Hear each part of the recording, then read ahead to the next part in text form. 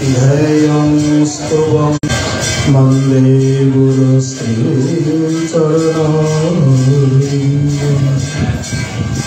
आजानुलम्बितभुजौ कनकावदातो संकीर्तनैकपितरो कमलायताक्षो विश्वाम्भरो द्विजवरो जुगधर्मपालो वन्दे जगत्प्रियकरो करुणावतारो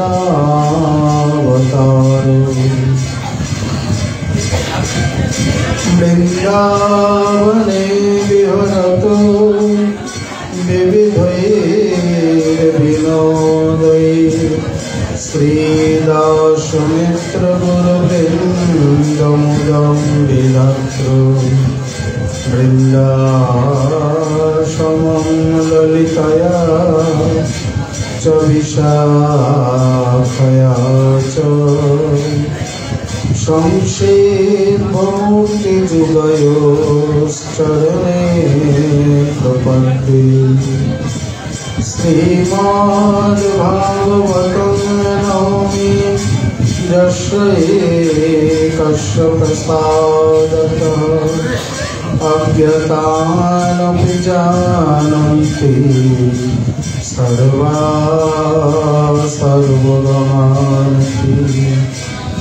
स्वशुभनिर्मितचेतास्तद्बुधस्तन्नभावो भजेतरुचिरलीला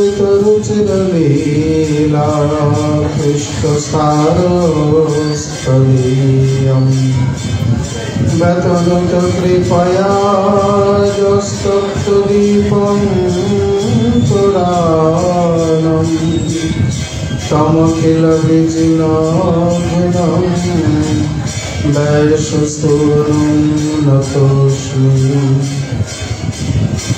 नमो धर्माय महते नमः कृष्णाय वेदसे ब्राह्मणेभ्यो नमस्कृत्य धर्मान् वक्ष्ये सनातनम् नारायणं नमस्कृत्य नरं चैव नरोत्तमं देवीं सरस्वतीं व्यासं ततो जयमुदीरये या दृष्टानिखिलादसङ्गसमने स्पृष्टा बहुपावनी रोगानामभिवन्दिता निरसनी सिक्तान्तपत्राशिनी प्रत्याशक्तिविधायिनी भगवतो कृष्णस्य संरोपिता नस्ता तच्चरणे विमुक्तिफलदा तस्यै तुलस्यै नमः। जय रूप सनातन भक्त रघुनाथ श्रीजीव गोपाल भक्त दास रघुनाथ इच्छाय गोसाईर करी चरण वंदन जहाँ हईते विघ्न नाश अभीष्ट पुराण वांछा कल्पतरुभ्यश्च कृपा सिन्धुभ्यैव च पतितानां पावनेभ्यो वैष्णवेभ्यो नमो नमः। सर्वश्रोता वैष्णवे चरणे नमस्कार सबे मिले चरण धूलि शिरे दाओ।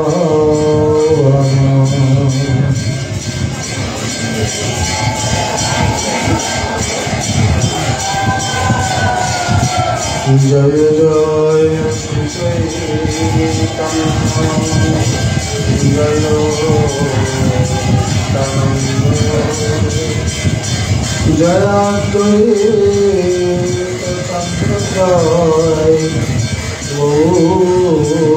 ভক্তবৃন্দ ভক্তগোষ্ঠী সহিত গৌরাঙ্গ জয় জয় শুনিলে চৈতন্য কথা ভক্তি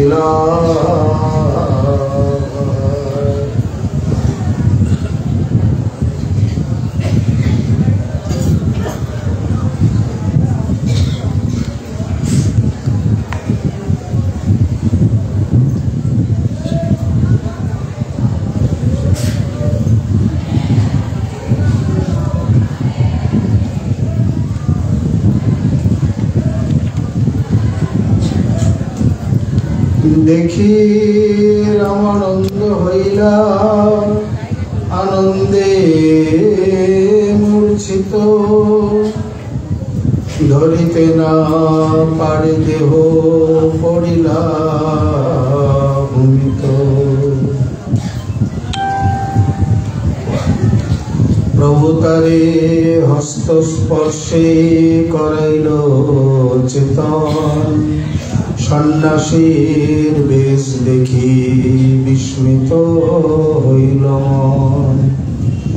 আলিঙ্গন করি প্রভু কইল আশ্বাসন তোমা বিনা এই রূপ না দেখে কোন জন মোর তত্ত্ব লীলারস তোমার গোচরে অতএব এই রূপ দেখাইল তোমারে কলিযুগ পাবন অবতার শ্রী শ্রীকৃষ্ণ চৈতন্য মহাপ্রভু অতি অন্তরঙ্গ প্রিয় পার্ষদবর গৌরীয় আচার্য কুল ভাস্কর পরম বিরক্ত শিরোমণি কবিকুল মুকুটমণি বিশ্ব বৈষ্ণব রাজসভা সভাজন ভাজন শ্রী শ্রী রাধা কুণ্ডাশ্রয়ী শ্রী শ্রীল কৃষ্ণদাস কবিরাজ গোস্বামী চরণ তদীয় অমর মহাগ্রন্থ শ্রী শ্রী চৈতন্য চরিতামৃতে মধ্য লীলায় অষ্টম পরিচ্ছেদে শ্রী শ্রী রায় রামানন্দ সংবাদ প্রসঙ্গে শ্রীমন মহাপ্রভুর স্বরূপ বা তার আবির্ভাবের মুখ্য কারণ বর্ণন করতে গিয়ে বলছেন, দেখি রামানন্দ হইলা আনন্দে মূর্ছিতে, ধরিতে না পারে দেহ পড়িলা ভূমিতে। আমি সকলের নিকট প্রথমে ক্ষমা চেয়ে নিই। আমাদের এই যে রায় রামানন্দ সংবাদ প্রসঙ্গ চলছে, এই বছর নিয়ে প্রায় 6 বছর। এই বছরে এই সংবাদের এই প্রসঙ্গের হয়তো বিস্তার হবে। এই যে কয়েকটা দিন আছে আর যে কয়েকটি পয়ার আছে, আমরা যদি এখন অন্য প্রসঙ্গে চাই তাহলে একটা বিশৃঙ্খলের মতো হয়ে যাবে। কারণ আজকাল চারিদিকে ভক্তবৃন্দ আসছেন একটা আশা নিয়ে, বা ধারাবাহিকভাবে চলছে, রেকর্ডিং হচ্ছে, লাইভ দেখছে সবাই। সেইখানে চট করে এই প্রসঙ্গে 2-4টি পয়েন্টের জন্যে কথাটিকে বিস্তার না দিয়ে অন্য প্রসঙ্গে গিয়ে তাতে অনেকের মনে অনেক প্রকার অনেক দুঃখ আদি বা আপত্তি আদি হতে পারে। আমরা আমাদের সকালের কথায় বা সকালের সত্রে ভজন কুটিরে সেখানে বিভিন্ন আচার্যের তিথি বা অন্যান্য প্রসঙ্গগুলি আমরা পাঠ করি বা আলোচনা করি। এখানে এই জন্যে আরো অন্যান্য বক্তারা করেন দেখে এই স্থানে আর অন্য প্রসঙ্গ করা হয় না। মূল যে ধারাবাহিক প্রসঙ্গ চলে সেই প্রসঙ্গে। অতএব সব দিক থেকে তাকিয়ে আমি সকলের নিকট ক্ষমা চেয়ে নিচ্ছি। জয় গুরু। দেখি রামানন্দ হইলা আনন্দে মূর্ছিতে, ধরিতে না পারে দেহ পড়িলা ভূমিতে। পরের পয়ারগুলি প্রায় করে সব উপসংহারাত্মক পয়ার, মানে প্রসঙ্গকে ইতি করছেন, উপসংহারে আসছেন। যে কোনো গুরুতর গম্ভীর বিষয়ের উপসংহার বা অন্তিমের আলোচনা ইত্যাদি খুবই গুরুত্বপূর্ণ হয়। এই জন্যে আমরা এইভাবে লক্ষ্য দিয়ে অন্যত্র বা অন্য কোনো প্রসঙ্গে ঠিক যেতে পারি না। এই পয়ারগুলির মধ্যে তিনি কি বোঝাতে চাইছেন বা মুখ্যত তার বক্তব্য কি?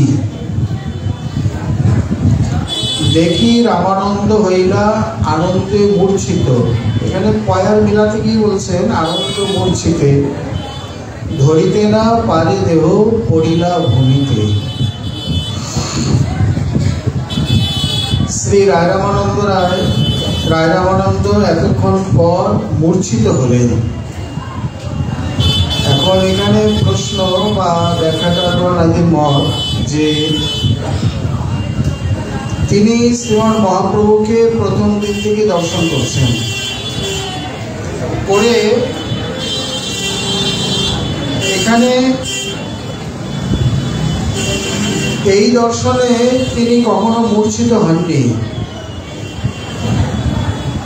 দর্শনে করার পর শ্রীমান মহাপ্রভুর সঙ্গে ইষ্টগোষ্ঠী সৎসঙ্গ শুরু হলো। প্রভু মুখ্যত 4টি প্রশ্ন উত্থাপন করলেন এবং সেই প্রশ্নোত্তর আদি দিতে দিতে এত বড় রায় রামানন্দ সংবাদ প্রসঙ্গ। এখানে এই প্রসঙ্গে সমস্ত তত্ত্ব ইত্যাদি বর্ণনের পর তার নিজকৃত যে গীত প্রেমবিলাস বিবর্ত তাকেও বর্ণন করলেন এবং তার বর্ণনের পর শ্রীমান মহাপ্রভু তার প্রতি যতখানি কৃপা করার বা যা যা তিনি শুনতে এসেছিলেন তার থেকে আরো বেশি কিছুই যেন পেলেন, শুনলেন, খুব আনন্দিত। উনি ওনার কৃতজ্ঞতা প্রকাশ করতে লাগলেন, রায় রামানন্দ নিজের কৃতজ্ঞতা প্রকাশ করতে লাগলেন। প্রভু তুমি যন্ত্রী, আমি যন্ত্র।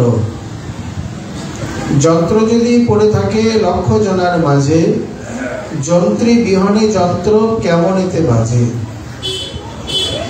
যন্ত্র যতই পড়ে থাক, যোগ্য ব্যক্তি যদি না থাকে সেই যন্ত্র কি আপনা আপনি বাজবে? যেমন শ্রী রূপ গোস্বামীও ব্যক্ত করেছেন ভক্তিরসামৃত সিন্ধুর প্রথমেই, হৃদয় যস্য প্রেরণয়া বরাক রূপী। প্রভু আপনি কৃপা করে আমি নিতান্ত বরা, মানে ক্ষুদ্র। যদ্যপি শ্রীপ্রভু আলাদা করে অর্থ করেছেন, বড় শ্রেষ্ঠ সম্যক কায়তে শব্দায়তে ইতি বরাক, মানে যার থেকে শ্রেষ্ঠ আর কেউ নেই, তিনি হচ্ছেন শ্রী রূপ গোস্বামী। এ তো সরস্বতীর ভাষা, কিন্তু এমনি বরাক মানে অভিধান হচ্ছে ক্ষুদ্র। উনি নিজের দৈনন্দিনায় সেই কথাই ব্যক্ত করছেন। আমার মতো নগণ্য এই ক্ষুদ্রের হৃদয়ে আপনি প্রেরণা দিয়ে এই বস্তু প্রকাশ করিয়ে নিচ্ছেন। রায়রামানন্দ সেই কথাই বললেন। যেমন ব্রহ্মাকে বেদ পড়াইল নারায়ণ, ঠিক সেই প্রকার আপনিও এই প্রকার আমার হৃদয়ের প্রেরণা দিয়ে সমস্ত কিছু বলিয়ে নিলেন, প্রকাশ করিয়ে নিলেন, নইলে এত তত্ত্ব কোনোদিন প্রকাশ হতো না। এই কৃতজ্ঞতা প্রকাশ করতে করতেই তিনি বলছেন, প্রভু আর এক সংশয় মোর আছে অন্তরে। এবার তার নিজের কৌতূহল নিবৃত্তির পালা। বলছেন কেন, কি সংশয়? না পহিলে দেখিল তোমার সন্ন্যাসী স্বরূপ, এবে কেন দেখি মই শ্যাম গোপরূপ। তোমার সম্মুখে দেখি কাঞ্চন পঞ্চালিকা, তার গৌর কান্তে তোমার সর্ব অঙ্গ ঢাকা। মোর আগে প্রভু না করিও ভারী ভুরি, মোর আগে তোমার রূপ না করিও চুরি। তবে হাসি প্রভু তারে দেখাইল স্বরূপ, রসরাজ মহাভাব দুই এক রূপ। আর তারপরে এই আনন্দ মূর্ছা। এখন এখানে শ্রীমান মহাপ্রভুর এই যে স্বরূপ, গত দুদিন যাবৎ আমরা যা সামান্যত দিগদর্শনের প্রয়াস করে আসছি, শ্রীমান মহাপ্রভু তাকে তবে হাসি, এই হাসিটাই প্রাচীন পুঁথিতে বেশি নিয়েছে। হাসি কেন, হেসে কেন বললেন? হেসে মানে যখন তিনি বললেন আমার আগে না করিও ভারী ভুরি, তুমি তোমার রূপ গোপন করো না, তোমার কপটতা ধরা পড়ে গেছে, তুমি কৃপা করে দর্শন দাও।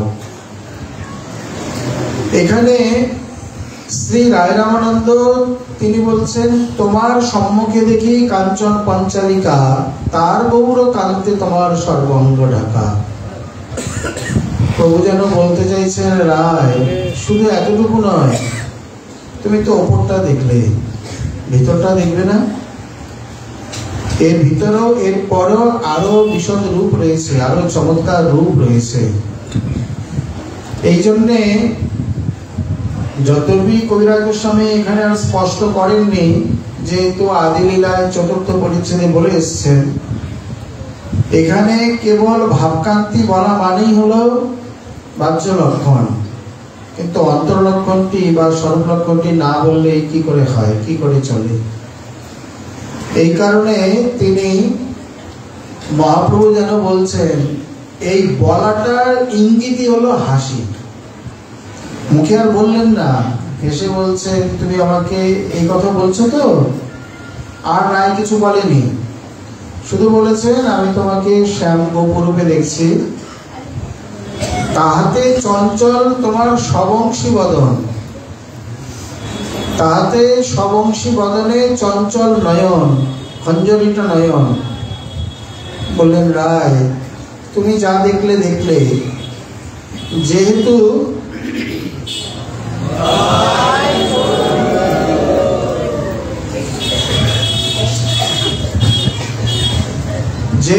তুমি আমাকে এত আনন্দ দিয়েছ,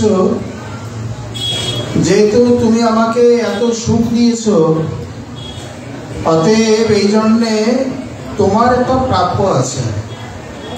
কেউ কাউকে কিছু দিলে সন্তুষ্ট হলে তার পরিবর্তে, তার বদলে তাকেও কিছু দেওয়া উচিত বা দিতে মন চায়। অতএব আমি যে তোমাকে, তুমি যে আমাকে এত আনন্দ এত সুখ দান করলে, আমি তোমাকে তার বদলে কি দেব?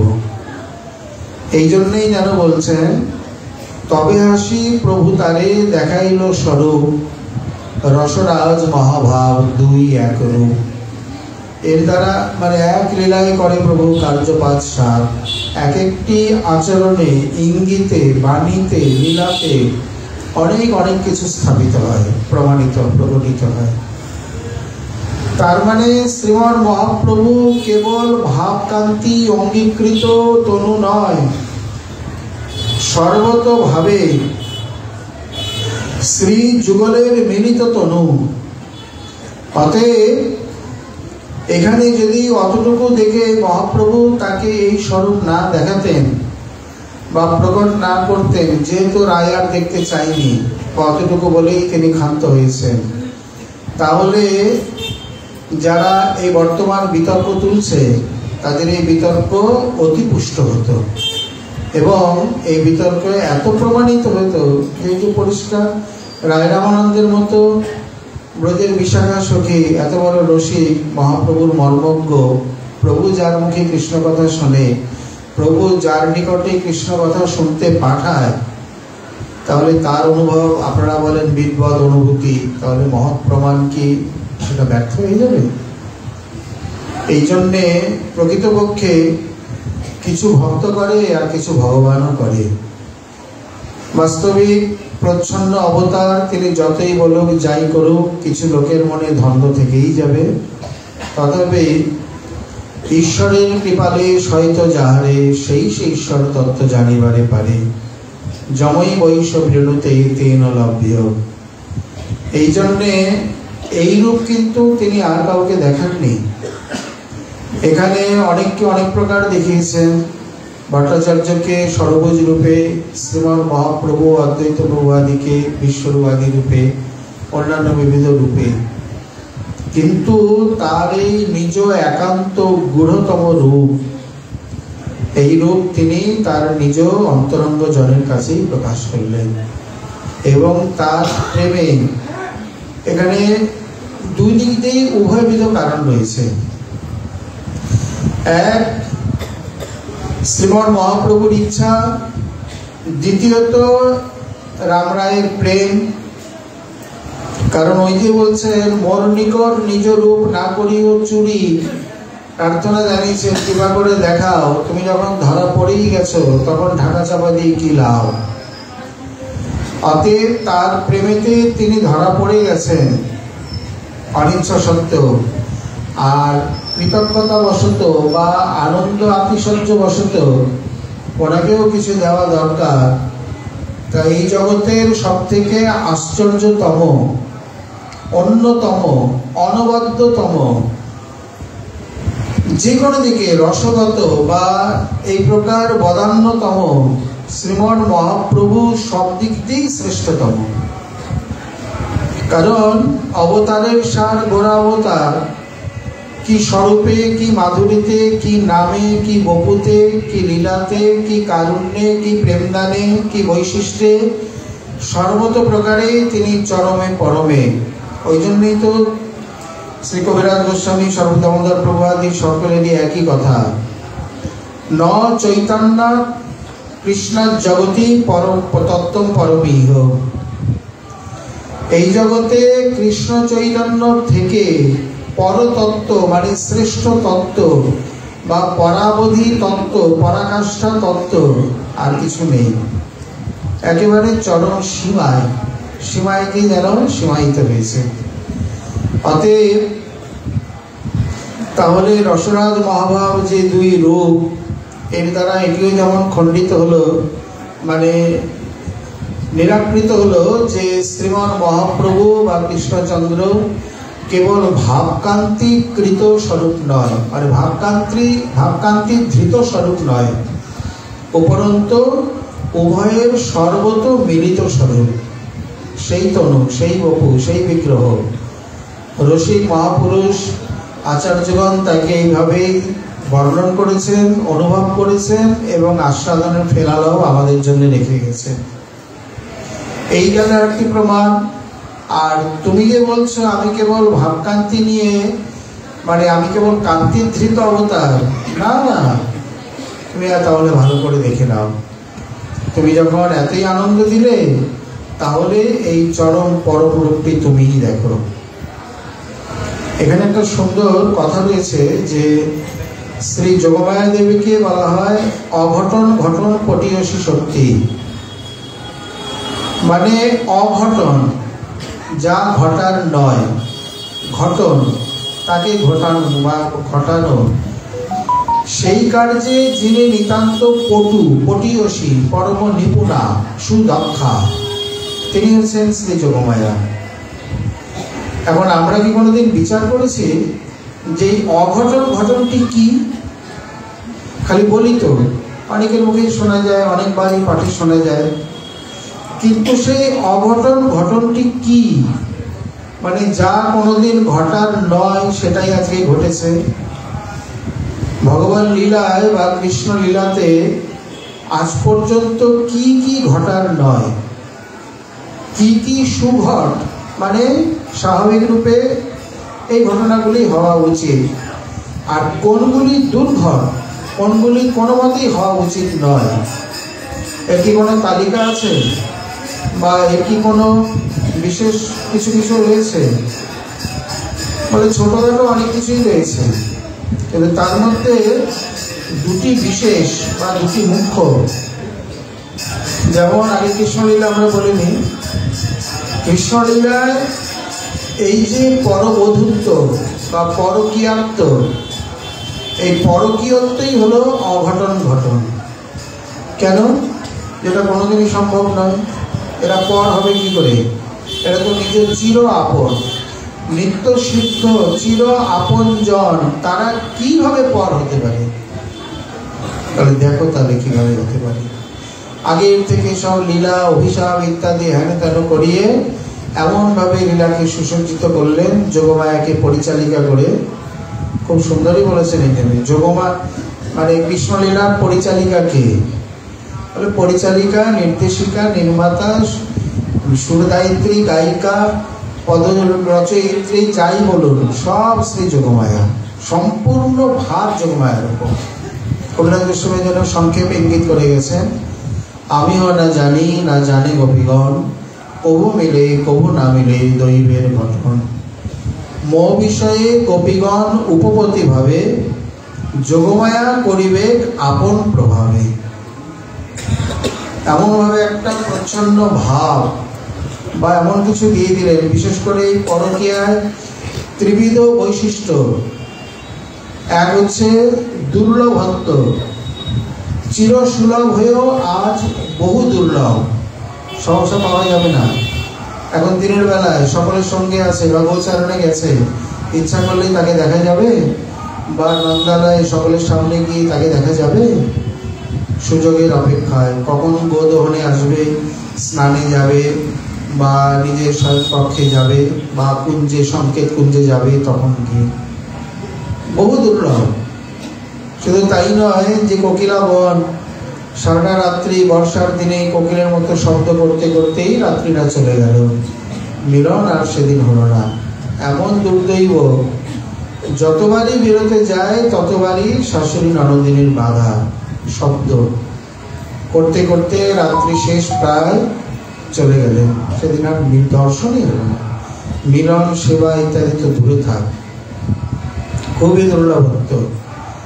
আর বহু বার্য মানত্ব, বহু প্রকারের বাধা, প্রতি পদে পদে বাধা। ইচ্ছা করলেই সেখানে তিনি দুজনে ইচ্ছা মতো মিলিত হতে পারেন না। নিত্য গোলকে কোনো বাধা নেই, কিছুই নেই, অন্তঃপুরে দুজনেই রয়েছে। সারা দিন যদি মিলিত হয়ে থাকে তো সারা দিনই বাধা দেবার, টোকা দেবার, কিছু বলার কেউ নেই। কিন্তু এখানে তার উপায় নেই, পদে পদে বাধা। শুধু শাশুড়ি ননদিনী নয়, তিনি নিজে স্বয়ং তার নিজের বাধা, অন্যান্য লোকজন, বয়স, পরিস্থিতি, পরিবেশ, স্থান, কাল, পাত্র, বাধার কোনো শেষ নেই। বহু বার্য মানত্ব আর প্রচ্ছন্ন কামত্ব, এটি তো পরকীয়ার অন্যতম মানে বৈশিষ্ট্য। সদা সর্বদা মানে এমন একটা ভাব, এমন বাসনা সদা সর্বদাই আচ্ছন্নভাবে গৃহকর্মাদি সমস্ত কিছু করছেন, কিন্তু মন রয়েছে তার চরণে। এই ত্রিবিধ বৈশিষ্ট্যে বৈশিষ্ট্যপূর্ণ হলো পরকীয় ভাব। এটি কোনোদিন হবার নয়, কোনোদিন হয়নি, কিন্তু এই লীলাতে রসিক শেখর তিনি ভাবলেন সমস্ত প্রকারের রস আস্বাদন করলাম, এটিই বা বাকি থাকে কেন? যদ্যপি পরকীয়া এই জগতে অতি নিন্দনীয়, ওই জগতে প্রশংসিত। স্বকীয়া এই জগতে অতি প্রশংসিত, স্থাপিত, মর্যাদা সম্পন্ন। স্বকীয়া আবার পরকীয়ার কাছে ওই জগতে ন্যূন, নিন্দিত ঠিক নয়। কারণ পরকীয়া ভাবে অতি রসের উল্লাস, ব্রজ বিনা ইহার অন্যত্র নাহি বাস। স্বেচ্ছায় সুলভে যে বস্তু পাওয়া যায় সে বস্তুর গুরুত্ব যেন কমে যায়। আর এই প্রকার বহুত বাধায়, দুর্লভতায় যে বস্তু পাওয়া যায় তার আস্বাদনই অন্য প্রকার। দিনের মধ্যে 10 বার থেকে 15 বার জল পান করি, জলের গুরুত্ব বুঝি না। এখানে রাজস্থানে বৃন্দাবনে এসে জ্যৈষ্ঠ মাসে নির্জলা ব্রত করে তারপর যে যখন সামনে জল আসবে তখন বোঝা যাবে জল কাকে বলে বা পিপাসা কি, জলের আস্বাদন, জলের গুরুত্ব, জলের প্রয়োজনীয়তা কতখানি, সেদিন বোঝা যাবে, এমনি বোঝা যাবে না। এখন তো পিপাসা লাগলেই পান করবেন, সারাটা দিন পেটে জল পড়বে না। ওদিকে মানে বৃষভানু, সূর্য যাবে বৃষ রাশিতে, একেবারে সরাসরি কিরণ, চারিদিক যেন সব উত্তপ্ত হয়ে রয়েছে, 48-49 ডিগ্রি তাপমাত্রা হবে। সেই সময় গিয়ে বোঝা যাবে জলের গুরুত্ব কতখানি। তেমনি নিত্য গোলকে চিরকাল মিলিত হয়ে আছে। মিলনের যে আশ্বাস, সেই অপূর্ব লীলা বিহারী যেন ভুলে গেছেন, মানে ভালো লাগছে না। একে একটু বাধা দিয়ে নতুন করে ঘুরিয়ে চমৎকার করে কিভাবে আস্বাদন করা যায়, ধীরে ধীরে সেই উপায় উদ্ভাবন করলেন। অঘটন ঘটনত্বের এই একটি দিক। আর দ্বিতীয়, শ্রী গৌর সুন্দর। বিশ্বে আমরা অনেকেই বলি সপ্ত আশ্চর্য, এখন আরো কত কত আশ্চর্য হয়ে গেছে, অষ্ট আশ্চর্য, নব আশ্চর্য, আরো কত হবে। কিন্তু নিরপেক্ষভাবে যদি আসলে জড় বিজ্ঞান তো চিৎ বিজ্ঞানকে সঙ্গে নেয় না, এই একটা মস্ত বড় মানে আক্ষেপ বা তাদের দুর্ভাগ্য। জড় বিজ্ঞান যদি চিৎ বিজ্ঞানকে সঙ্গে নিয়ে চলতো, আরো কত কত রহস্য যে অতি অনায়াসে সহজে প্রকাশ পেত কে বলতে পারে। বিশ্বের সর্বাপেক্ষা আশ্চর্যতম রূপ হলেন বা আশ্চর্যতম ঘটনা হলো শ্রী গৌর সুন্দর। বলে কেন? বলে আরেকটা দ্বিতীয় করে দেখাও, তাহলেই বোঝা যাবে। আমরা বলেই তো এলাম, জগতে কোন নায়ক নায়িকা আছে, কোন নিবিড়তম এই প্রকার কোন রমণ রমণী আছেন যে এইভাবে নিবিড় বিলাসে এখানে দুজনে এক হয়ে যান।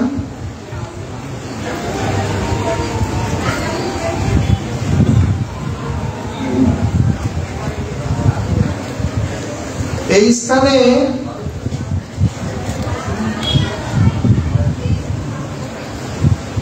যতই নিবিড় বিলাস হোক, উভয়ের দুটি সত্তা থেকে যায়। কিন্তু ব্রজে এই বিলাসের এমন একটি চরমতা বা পরাকাষ্ঠা যে দুজনে গিয়ে এক হয়ে গেলেন এবং জগতে সেই রূপ ব্রহ্মাণ্ড একদিনে একবার প্রকটিত হন। ভালো করে খুব গভীরে বা কেউ যদি চিন্তা করে, বিচার করে, এর থেকে অঘটন জগতে কোথায় হতে পারে? এর থেকে পরম মহা আশ্চর্য আর কি হতে পারে? এই জন্যে অঘটন ঘটন পটীয় শক্তিতে যে রূপ তিনি এখানে প্রকট করালেন, বলতে গেলে গৌরলীলা তো কৃষ্ণলীলারই পরিশিষ্ট বা নির্যাস। ওই লীলার থেকে উদ্ভূত এই আক্ষেপ বা বাসনা। কৈছন রাধা প্রেমা, কৈছন মধুরিমা, কৈছন ভাবেতি ভোর, ওইটা তো গোলকে হয়নি, নিত্য গোলকেই তো আছেন, নিত্যই তো মিলিত। রাধা প্রেম তিনি তাহলে জানেন না? রাধারানী আস্বাদন করছেন, ওই তিনি বুঝতে পারতেন না বা তার মনে বাসনা উদয় হতো না?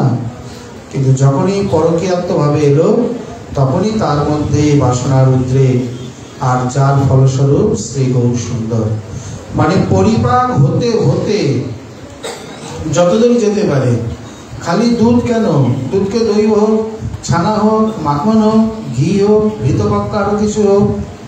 বলে ঘিয়ের পরে তো কিছু হয় না? বলে হয়, ঘিয়ের পরে ঘৃতপক্ক হয়। মানে ঘি তৈরি হলো, ঘিটা কি চুপচাপ বসে থাকবে? এবার ঘি দিয়ে নানান জিনিস বানাও, পক্কান্ন, মিষ্টান্ন, শিখরিণী, রসালা ইত্যাদি। ঘি অনেক জায়গায় প্রয়োগ হয়। ক্ষীরেতেও ঘি দেওয়া হয় এবং প্রয়োগ আছে, ক্ষীরের মধ্যে একটু ঘি দিলে ভালো হয়, সুন্দর হয়, সুস্বাদু হয়। রসালাতে, শিখরিণীতেও পর্যন্ত ঘি দেওয়া হয়। শিখরিণী আদি যে তৈরির পদ্ধতি কবিরাজ দেখিয়েছেন, তার মধ্যে মিশ্রি মানে সীতা মিশ্রি, গোলমরিচ, দই, ঘি, কর্পূর, এলাচ আর একটু বড় বলে তো কথাই নেই। ও একবারে চমৎকার। তো এইভাবে ঘিয়ের প্রয়োগ বহু জায়গায় রয়েছে। তাহলে শ্রীমান মহাপ্রভু যদি সর্বোপরি, মানে আমি একটা দৃষ্টান্তে বোঝার চেষ্টা করি যে অবতারের সার, সব রসের সারাৎসার শ্রী গৌর সুন্দর, তাহলে এখানে তারপরে আর কিছু নেই। বলে তারপরে ঘৃতপক্ষ আর কি হবে?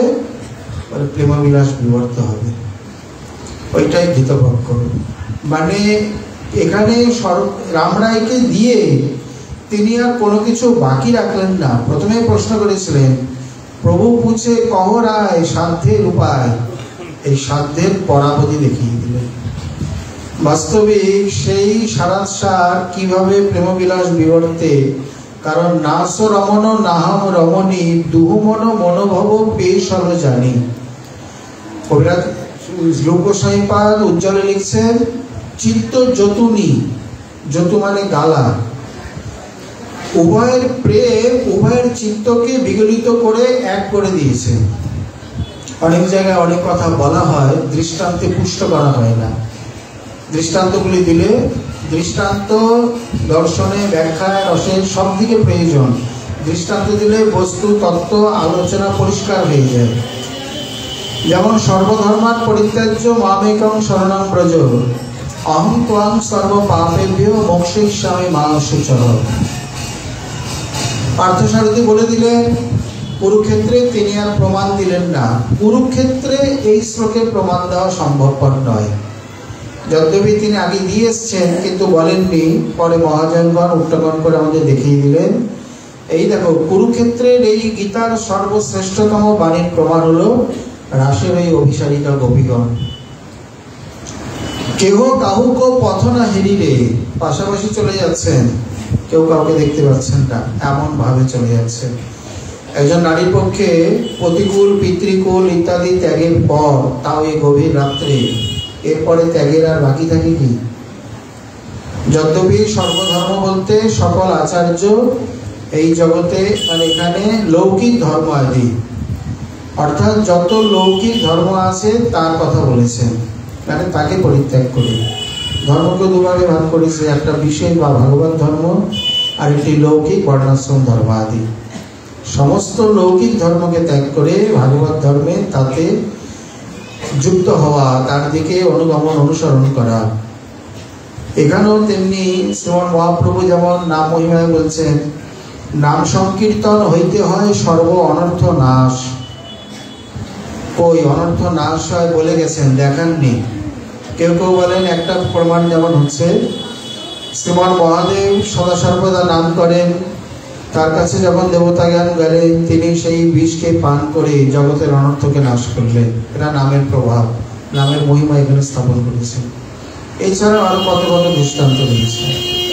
তেমনি শ্রী গৌরসুন্দর এই যে লীলারস নির্যাস বা নাস রমণ নাহম রমণী, অহং ত্বম রাধা কৃষ্ণ রমণ রমণী স্ত্রী পুরুষ ইতি বিধান যত্র। এক এক করে আমি তুমি, রাধা কৃষ্ণ মানে সর্বনাম বিশেষ্য, পুরুষ রমণী নায়ক নায়িকা মানে স্ত্রী পুরুষ, রমণ রমণী, এই প্রকার এই বিপরীতার্থক যত শব্দগুলো আছে। যেমন এই জগতে সমস্ত জলের গতি মহাসাগর, সেখানে কি সব মিলে গেল। শীতল, গরম, উষ্ণ, ঠান্ডা, খাড়া, এই প্রকার নদী, ঝর্ণা, নালা, নদী, অন্যান্য ছোট ছোট সাগর, উপসাগর সব যেমন গিয়ে মিলেমিশে যায়, তেমনি সমস্ত কিছু চরম পর্যাবসান হলো কোথায়? নাস রমণ নাম রমণী বলে তো দিলেন। এখানে দুহমন মনোভব পেশ হলো জানি। দুজনার মনকে, এক মন হচ্ছে দুজনার মন, আর মনোভব মানে তাদের যে কামনা, অর্থাৎ প্রেম কথা, মানে প্রেম বাসনা। কারণ রাগ বলতে আধ্যাত্মিক শাস্ত্রে কখনোই ক্রোধ নয়, রাগ মানে সর্বত্রই আসক্তি। এখানে কাম শব্দে যত জায়গায় উল্লেখ হবে বোঝাবে সব প্রেম শব্দ এখানে বসাতে হবে। কামই প্রেমই গোপর আবারাম কামই তো মমত প্রথম। অতএব তাদের কামনায়, মানে তাদের এই প্রেমভাবে দুজনার মনকে এক করে দিয়েছে। এক করার পর কি হলো? বলছেন আমি এখন লাড্ডু তৈরি করছি, এখানে আসবে না, বিরক্ত করবো, যাও কি খেলা করো। কিছুক্ষণ পরে লাড্ডু হয়ে গেছে, বলে হ্যাঁ, ওই লাড্ডুটা দেখাও, একটা দুটো দাও, মুখে দিই। সেই লাড্ডুটা কিরকম? দুহমন মনোভাব পেশ হলো। তা পেশনের পর কি হলো সেটা তো আমরা দেখতে পেলাম না, সেটা তো আমরা জানতে পারলাম না। আপনি তো শুধু বলে দিলেন ফ্যাক্টরিতে তৈরি হচ্ছে, কারখানায় তৈরি হচ্ছে। তো কারখানা থেকে বাজারে কবে আসবে? শুধু বাজারে নয়, আমরা কবে পাবো? শুধু পাবো বলে নয়, মূল্য টুল্য দিতে পারবো না, সহজে সুলভে কবে পাবো? নবদ্বীপের শ্রীপ্রভু একে রসিকতা করে বলছেন, এখানে সকলের তো গুরু আছে, তেমনি রাধারানীও শিষ্য করেছেন। রাধারানীও গুরুস্থানীয়া, তার শিষ্যকে বলে তিনি বেশি তো করেননি, দুই একজনকে করেছেন। তার প্রাণনাথী তার গুরু, একথা তিনি আদি পুরাণে স্বীকার করেছেন। গোপী আমার প্রেয়সী, সখী, সহায়িকা, শিষ্যা, গুরু, বান্ধবী, কি নয় গোপী আমার, গোপী আমার সব। আর নিযুক্ত বলছেন, রাধিকার প্রেম গুরু আমি শিষ্য নট, সদা আমায় নানানভাবে নাচাই উদ্ভট। কৃষ্ণচন্দ্রই তার শিষ্য। তাহলে এখানে আর সূর্যমল্লিক সিদ্ধবাবু তার শিষ্য, এইভাবে আরো 2-4 জন রয়েছে। এইরকম সকালে সকলেরই গুরু হতে ইচ্ছা করে, তাদের করে না, তারও যে একজন করলো, হাতে ঘড়ি দিল, ক্ষতি কি? উনিও যেমন লুটি তো ভান্ডার লুটি, আর উনিও ভাবছে শিষ্য করবো তো যেমন তেমন করবো কেন, দেশের সম্রাটকেই করবো, যাতে সব প্রজা দিয়ে আমার হয়ে যায়। অনন্ত কোটি ব্রহ্মাণ্ডের নায়ককে এই আলতা পরিয়ে দাও, তাড়াতাড়ি সখীরা আসবে, শিষ্যের মতো তাড়াতাড়ি, একেবারে এমন সেবক, অনুগত সেবক। বাইরে থেকে দেখতে মনে হবে স্ত্রৈলভ, কিন্তু মহান প্রেমিক প্রেমিকা যে নিত্য বিশুদ্ধ প্রেম খেলা, এই খেলা যে না বুঝেছে সে তো সমালোচনা করবে, করুক কি? কারণ যারা বসে বসে পাটালি কি দিয়ে হয়েছে, কোন বাগানে কে খেজুর গাছ কেটেছে, রস কিভাবে এসছে, ওই আম বাগানে গিয়ে আম পাতা আর আম গুনতে থাকবে। বাদ বাকি চতুর যারা, তারা টপাটপ যে কটা পাবে মুখে পড়বে, পারলে কচরে নিয়ে আসবে। আম বাগানে গিয়ে আম পাতা গোনার জন্য নাকি এই সুযোগ আর পাওয়া যাবে? তোমরা সমালোচনা করতে থাকো। তা নিধুবনের কারখানায় তৈরি হয়েছে যে মূর্তি, সে মূর্তি আমরা পাবো না, আমাদের সামনে আসবে না, আমাদের জন্য সহজ সুলভ হবে না। বলছেন হ্যাঁ, এটি তার কারুণ্য ঘন অবতার, কারুণ্যপূর্ণ অবতার, মহাবদান্য শিরোমণি অবতার, সকলের জন্যই হবে। তাহলে চলে গেল, সমস্ত কিছু নিয়ে যায়নি, রেখে দিয়ে গেছে।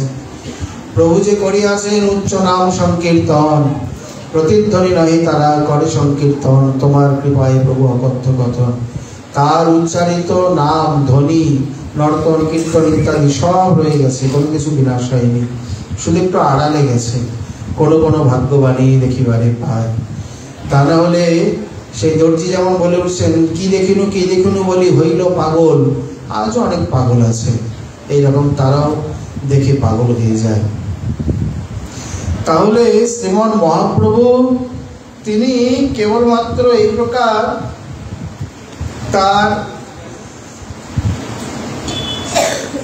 তিনি কান্তি এবং ভাব নিয়ে যে অবতীর্ণ হয়েছেন তা নয়। তিনি এখানে শ্রীমন মহাপ্রভু যে এক স্বরূপে মিলিত তনু, যেমন তুষ্ট হয়ে তাকে চরম পরম রূপ দেখালেন, এরপর আর কোনো রূপ নেই, ন চৈতন্য কৃষ্ণার জগতে পরতত্ত্বম পরমীয়, তেমনি এখানেও শ্রীমন মহাপ্রভু শ্রী রামরায় যে বলেছিলেন তোমার সম্মুখে দেখি কাঞ্চন পঞ্চালিকা, সেই কাঞ্চন পঞ্চালিকাকেও কেবল খণ্ডন করা হলো। শুধু কান্তি নয়, কান্তি ভাবধৃত নয়, সম্পূর্ণ স্বরূপে মিলিত তনু। আমরা বলেছি সর্বত প্রকারে আমাদের বুদ্ধিতে যত প্রকারের মিলন আদি আসতে পারে, সর্বতভাবে মিলিত তনু, এর মধ্যে কোনো ভেদ নেই। দেখেই সঙ্গে সঙ্গে তিনি মূর্ছিত হলেন। এ তো আর এক কথা, এতক্ষণ মূর্ছিত হয়নি, এখন কেন মূর্ছিত হলো? এর কয়েকটি কারণ দেখিয়েছেন। প্রথমত, কৃষ্ণরূপকে দেখে রামরায় ব্রজের বিশাখা সখী যুগলকে, রাধাকে, কৃষ্ণকে অহরহ দেখে, নিত্য লীলা সঙ্গিনী, সখী লীলা বিস্তারিয়া, সখী আস্বাদয়, সখী বিনা এই লীলার পুষ্টি নাই হয়। কিন্তু তথাপি তিনি শ্যামকে দেখে মূর্ছিত হননি, রাধা শ্যামের মিলিত রূপ দেখে মূর্ছিত হয়ে পড়লেন। এর অনেক কারণ। যদ্যপি রায় প্রেমী মহাভাগবতে, রায়ের মন কৃষ্ণ মায়া নারে আচ্ছাদিতে, তথাপি প্রভুর ইচ্ছা পরম প্রবল, জানি দেহ রায়ের মন করে টলমল। এখানে অনেকগুলি কারণ। যেমন শ্রী সুকমুনি প্রথমে মূর্ছিত হয়ে গিয়েছিলেন, ঢাকঢোল পিটিয়ে জাগাতে হয়েছে, যার জন্য তিনি পরে আর রাধা নাম উচ্চারণই করেননি। আবার যদি প্রেম মূর্ছা এসে যায়, পরীক্ষিতের হাতে সময় কম, ভাগবত পূর্ণ হবে কিভাবে? এখানে শ্রী রামরায়কে জানি প্রভুর ইচ্ছা পরম প্রবল, প্রভুর ইচ্ছা হয়নি তখন। তিনি যদি রামরায় যদি আগেই বলতে বলতে মানে রামরায়ের ওই প্রেমবিলাস বিবর্ত বলতে বলতেই মূর্ছিত হওয়া দরকার ছিল, কারণ যা বলছে তাই সামনে। কিন্তু তথাপি প্রভুর ইচ্ছায় তথাপি রায়ের মন করে টলমল, মানে মূর্ছা যাওয়ার মতো, কিন্তু মূর্ছা যেতে দেয়নি। কারণ প্রভু দেখলেন এখন যদি প্রেম মূর্ছা চলে আসে তাহলে আমি বঞ্চিত হব, দরকার নেই আগে সমস্ত তত্ত্ব নিরূপণ বা বলা হয়ে যাক। কারণ তিনি কি জানেন না, তিনি কি প্রথম শুনছেন? বলে আরে না, তার জন্য কেন, আমাদের জন্য। যতবি তিনি যতবার শোনেন তার ভালোই লাগে। বৈকুণ্ঠতে রাজে জয় জয় লীলার প্রচার, ওইছে লীলা করিব যাতে মোর চমৎকার। নিত্য গোলকে নিত্য লীলা কথা শুনে নিজের কথা নিজে শোনেন, তার জন্য দুজনকে নিযুক্ত করা রয়েছে। গোপাল চম্পবতে মধুপাণ্ড আর স্নিগ্ধপাণ্ড, দিনের এবং রাতের বক্তা, দুই ভাই, এই সেই যমলার্জুন, দুজনকে কত সুন্দর গতি দিলেন। নিজের লীলা কথা নিজেই শোনেন, নিজেই আশ্চর্য হয়ে যান। আমি চিমটি কেটেছি, আমি ভাণ্ড ভেঙেছি, আমি গোচারণ করেছি, আমি রাসলীলা করেছি। হ্যাঁ প্রভু, এগুলো সব আপনারই লীলা। তো এইভাবে যখনই তিনি প্রেমবিলাস বিবর্ত গান করলেন তখনই তার মূর্ছা যাওয়া উচিত ছিল, কিন্তু প্রভুর ইচ্ছায় তিনি মূর্ছা যাননি বা যেতে দেননি। সমস্ত কিছু বলার পর, নিজ আস্বাদনের পর যখন দেখলেন আর কিছু নেই, এবার আমাকেও এগিয়ে যেতে হবে, আমি দক্ষিণ ভ্রমণে এসেছি, তখন তিনি সেই রূপটি দেখালেন যে রূপে তিনি মূর্ছিত হলেন। এখন এখানে প্রশ্ন, রাধাকেও দেখেছেন, কৃষ্ণকেও দেখেছেন, তাদেরকেই এখানে দেখছেন, তাহলে সেখানে মূর্ছা যায় না, এখানে কেন মূর্ছা গেল? এই প্রশ্নের বা এই বিতর্কের, এই তর্কের কি সমাধান? সবসময়ের জন্যে উৎকর্ষ প্রকর্ষ বলে অপকর্ষ বলে কিছু শব্দ থাকে। অপকৃষ্ট বা অপকর্ষ হচ্ছে হেয়তা, উৎকৃষ্ট উৎকর্ষ হচ্ছে তার উন্নততমতা। অতএব রাধাকে দেখেন, কৃষ্ণকেও দেখেন, রাধারানীকেও আগে দেখেছেন, কৃষ্ণকেও দেখেছেন পৃথক পৃথক। উনিও রসরাজ, উনিও মহাভাব, কিন্তু তখন কুঞ্জে কারণ মূর্ছা হয় না। কিন্তু উভয়ের মিলিত এই প্রকার তনু ওইখানে তো কেউ কোনোদিন দেখেনি। নিধুবনে শ্যামচাঁদ কেবলমাত্র রায়ধনীকে দেখিয়েছেন, আর কাউকে দেখাননি তো। এইরূপ দেখতে গেলে, বলতে গেলে এইভাবে একমাত্র ওখানে রাধারানী দেখেছেন, এখানে শ্রী বিশাখার রূপী মানে বিশাখারই শ্রী রায়রামানন্দ দেখলেন। এইরকম তো আর কাউকে তিনি সেইভাবে সেই প্রকারে দেখাননি। তাহলে প্রভুর যে রায়ের প্রতি কতখানি কৃপা, এই কৃপার উদ্রেক হলো কিভাবে? তার সন্তুষ্টির জন্যে। কেউ যদি মনোমতো সেবা করে সেই সুখের পরিসীমা হয় না, আর সেই সুখের পরিবর্তে তিনি তাকে কি দেবেন, কি সুখ দেবেন ভেবে পায় না। ওই যে জল তুলসী সম ঘরে নাহি কিছু ধন, তবে আত্মা বেচি করে ঋণের শোধন। যেজন জল তুলসী দান করেন তাকে প্রভু কি দেবেন? এই মতো ধন তো নেই, তবে আত্মা বেচি মানে নিজেকেই তাকে সমর্পণ করে দেন। তেমনি প্রভু এতটাই সন্তুষ্ট হয়েছেন। আর বিশেষ করে ব্রজে যে বস্তু প্রকাশিত হয়নি, আজ কলির প্রথম সন্ধ্যায় শচীগর্ভ শুদ্ধ দুগ্ধ সিন্ধু মাঝে যে রূপ, যে স্বরূপ প্রকাশিত হলো, সেই রূপের মাধুর্যে, মহিমায়, গরিমায়, রসবত্তায় সর্বতভাবে শ্রী রামরায়ের চিত্ত, মন, ইন্দ্রিয়, বুদ্ধি, আত্মা সমস্ত কিছু সেই অনাবিল আনন্দকে আর ধরে রাখতে পারলেন না। কারণ মূর্ছা প্রাণবায়ু যখন একেবারে চরমে গিয়ে বিলীন হয়ে যায়, তখনই মূর্ছারূপী বিকার আসে। আমাদের ক্ষেত্রে সাধারণ বিকার, তারা নিত্যসিদ্ধ পরিকর, তাদের বিকার তো আমাদের মতো হবে না, আমাদের থেকে আরো চরম পরম হবে।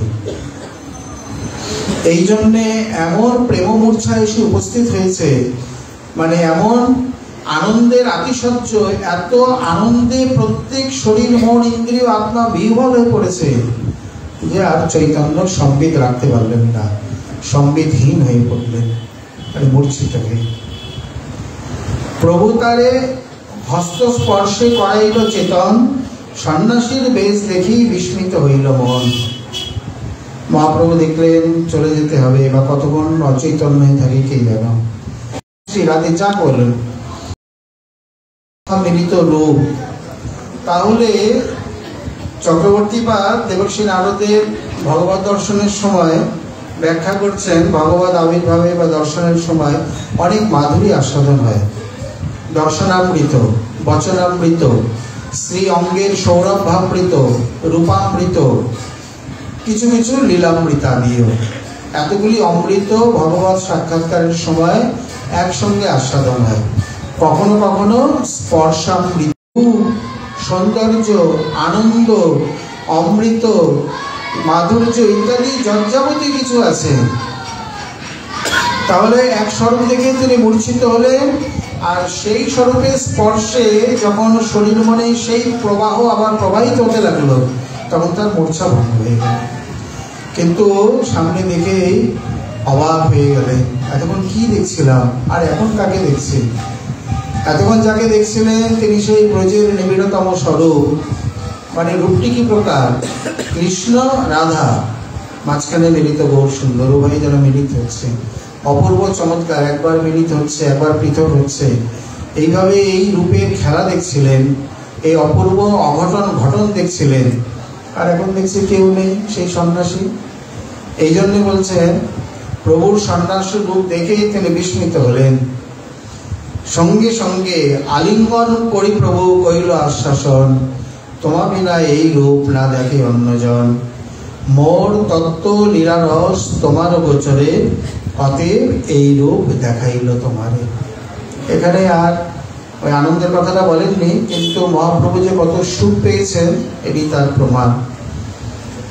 সঙ্গে সঙ্গে আলিঙ্গন করলেন কেন, অন্তত আমি বুঝতে পেরেছেন, মনটা অন্যরকম হয়ে গেল। এতক্ষণ যা দেখছিল, এখন ক্ষীর খেতে খেতে যদি তারপরে অন্য কিছু আসে তাহলে তো একটু বিচিত্র হবে। বললেন না, তুমি যাকে দেখছো সেই আমি, বাইরে সন্ন্যাসী বলে কি হবে। ওই আলিঙ্গনটা দিয়ে সঙ্গে সঙ্গে মনের বিস্ময় ভাবটাকে কাটিয়ে দিলেন, আর পরিষ্কার বললেন, তুমি ছাড়া এই রূপ কেউ দেখেনি, প্রকৃতপক্ষেই দেখেনি। অতএব আমার তত্ত্ব লীলা রস সব তোমার গোচরে, গো মানে ইন্দ্রিয়, চর মানে অভিজ্ঞতা, মানে তাকে গ্রহণ করার শক্তি, মানে আমার স্বরূপ লীলা রস ইত্যাদি যজ্ঞাবতীয় কিছু তোমার গোচরীভূত, তুমি জানো। এই জন্যে অতএব এই রূপ দেখাইল তোমারে। অন্য কাউকে দেখালে সে হয়তো গ্রহণ করতে নাও পারত, তাকে মানে বোধগম্য নাও করতে পারত, বা তর্ক আদি তুলতে পারত। মহাপ্রভুর কৃপাপাত্র তো অনেকেই, কিন্তু কাউকে তিনি এটি দেখাননি। এখানে একটি ছোট্ট প্রশ্ন রয়েছে যে ব্রজেন্দ্রনন্দন কৃষ্ণ ব্রজ ছেড়ে কোথাও যান না, তাহলে নন্দবাবা, যশোদামা এবং গোপীগণ কৃষ্ণ মিলে কাতর হলেন কেন? এ কথা আমরা অনেকবার বলে এসেছি। এখানে শ্রীমন সব লীলার মধ্যে বৈশিষ্ট্য আছে, বৈচিত্র্য আছে। মহাপ্রভু রূপকে বলছেন, রূপ কৃষ্ণকে বাহির নাহি করিহ ব্রজ হইতে। যিনি বলছেন উনি কে? উনি তোমার ব্রজের বাইরে না ব্রজের ভিতরে? প্রথমত এই প্রশ্ন চলে আসে। যিনি বলছেন কৃষ্ণকে ব্রজের বাইরে করো না, উনি কে? আর উনি তখন কোথায়? এখানে লীলা ভেদে, প্রকট ভেদে যোগমায়া এগুলো করে থাকেন।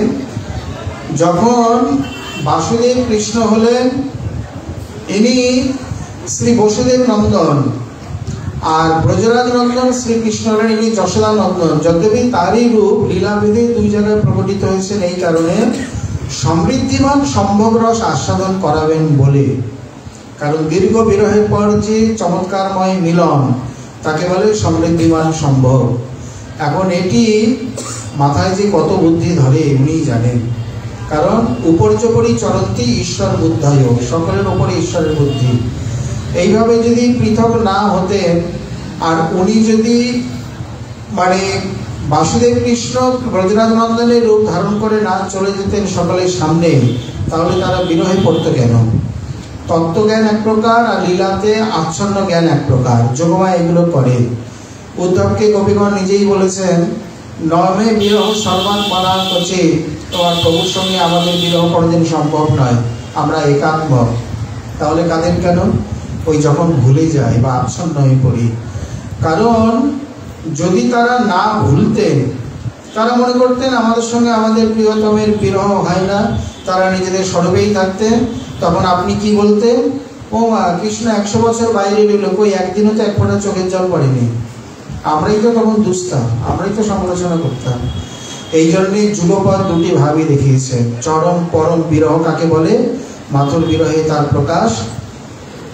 রাধারানীর একটা নিঃশ্বাস পৃথিবী সহ্য করতে পারবে কিনা সন্দেহ। কৃষ্ণ কথা নিয়ে গিয়েছিলেন, তোমার অশ্রু যেন পৃথিবীতে না পড়ে। পারবে না।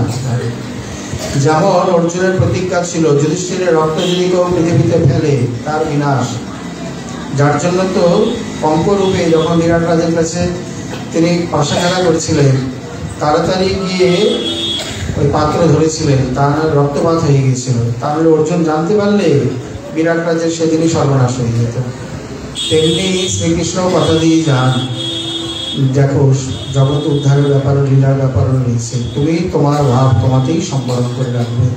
ব্রহ্মাণ্ডের কারোর সামর্থ্য নেই তোমার বিরহ ভাবকে ধারণ করার, বা ধারণ করার কি মানে সামান্যতম যদি কিছু গিয়ে পড়ে সব সর্বনাশ, পুরো ব্রহ্মাণ্ড তছনছ হয়ে যাবে।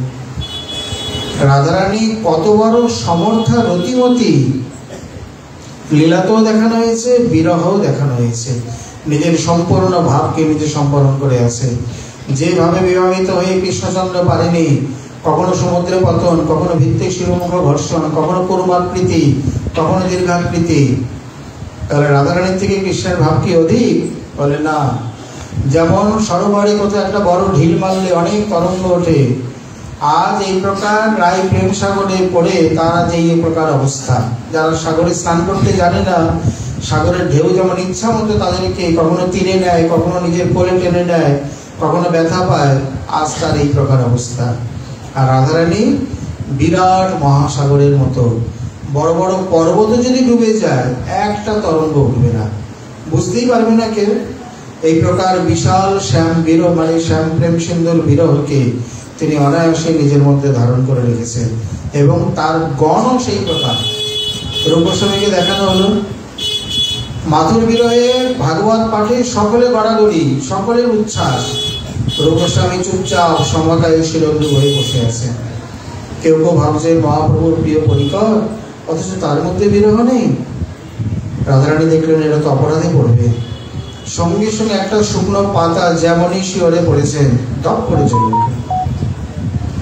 বড় বড় আগুনের যন্ত্র দেখেছেন, ঢাকা থাকে, বা এই যে রেল ইঞ্জিন, ভিতরে কি প্রচন্ড আগুনের সাগর দাও দাও করে জ্বলছে, বাইরে থেকে ঢাকা দেওয়া, কিচ্ছু বোঝা যাবে না।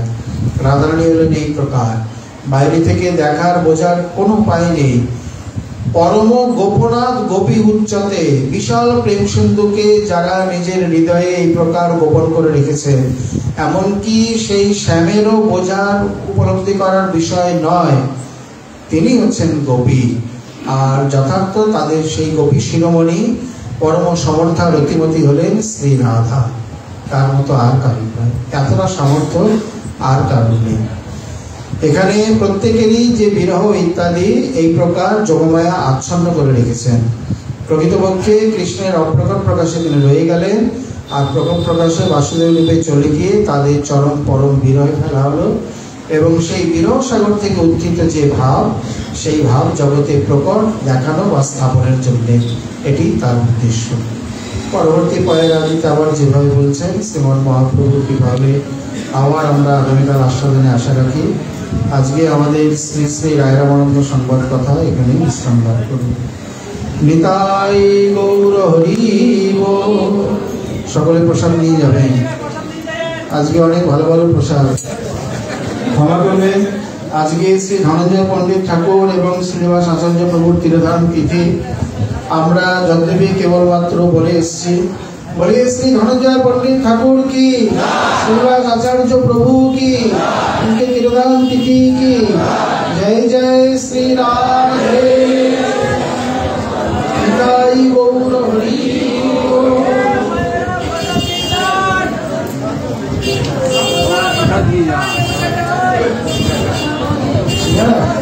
शिगड़ा शिगड़ा